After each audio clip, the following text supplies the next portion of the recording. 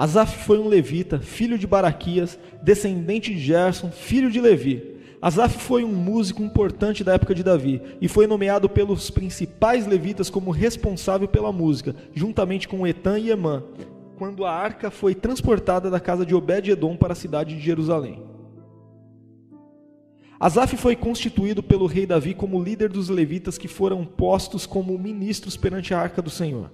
O instrumento principal de Asaf era o símbolo, um instrumento que pertence à categoria de percussão, formado por 2 discos metálicos utilizados geralmente para acompanhar a harpa, trombeta, saltério e os tímbalos.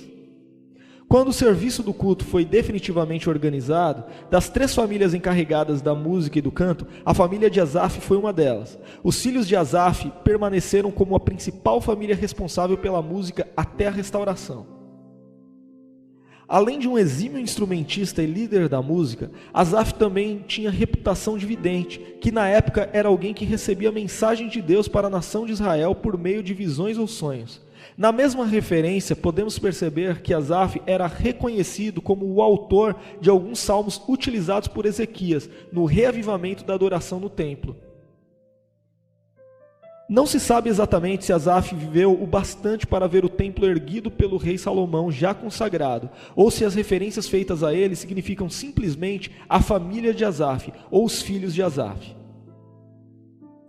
Asaf foi reconhecido como tendo sido um dos autores do livro de Salmos, escrevendo assim alguns dos salmos mais conhecidos. Tradicionalmente são atribuídos como salmos de autoria de Asaf ou de seus descendentes, os salmos 50 e os salmos 73 a 83.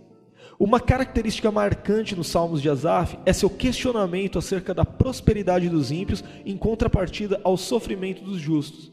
Nitidamente percebemos que ele teve dificuldades em entender tal condição, a ponto de entristecer-se profundamente.